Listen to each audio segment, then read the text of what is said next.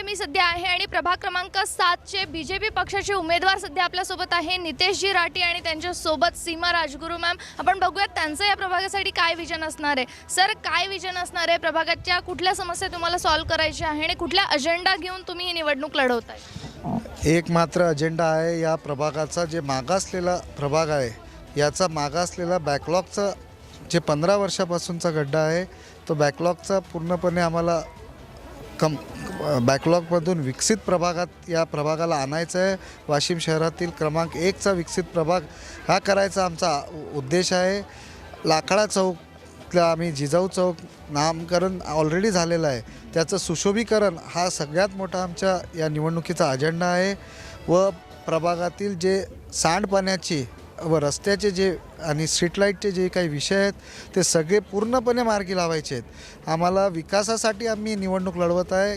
कोणता आम्हाला त्याच्यात काही आमचा व्यवसाय नाही करायचा या निवडणुकीच्या माध्यमातून किंवा भविष्यात बी आम्ही कुठली ठेकेदारी या उद्देश नाही। आम्हाला एक मात्र आहे की या प्रभागाचा विकास करायचा आहे।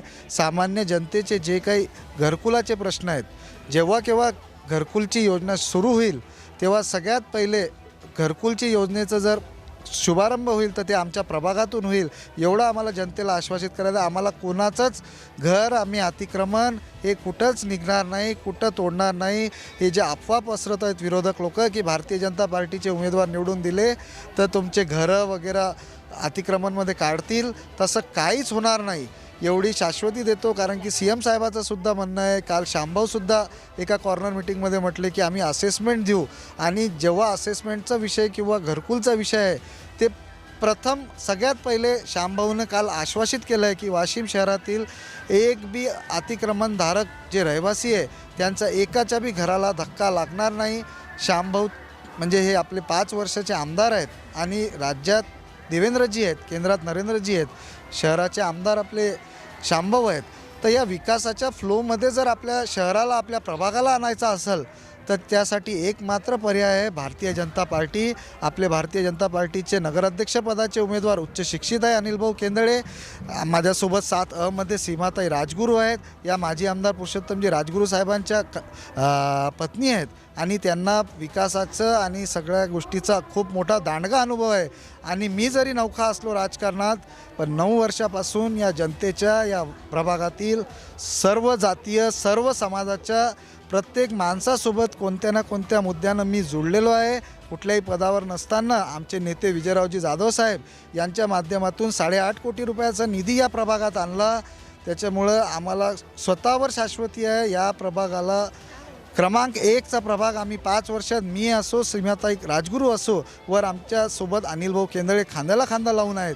हे प्रभाग 1 नंबरचा विकसित होईल याची आम्ही 100% शाश्वती देतो। 2 तारखेला निवडणूक आहे, काय आव्हान असेल जनतेला? काय करायला पाहिजे? कशा प्रकारचे निर्णय जनतेने घ्यायला पाहिजे? जनतेनं कुठलाच विचार करू नये। जनतेनं विकासासोबत राहायसाठी जी देशात नरेंद्रजीपासून सत्ता चालू आहे ती गल्लीत आपल्या भारतीय जनता पार्टीची सत्ता आणली पाहिजे।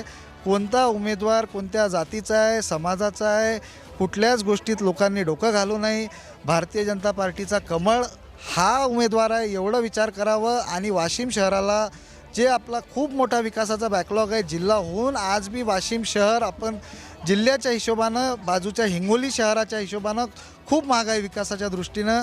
ते सगळ्या गोष्टी जर जागेवर आणायच्या असतील, विकासासाठी सगळं काही होते पण पैशाचा सोंग होत नाही। जर भारतीय जनता पार्टीची सत्ता या नगरपालिकेवर या प्रभागात आली तरच या प्रभागात या शहरात विकास निधी मोठ्या प्रमाणात येईल।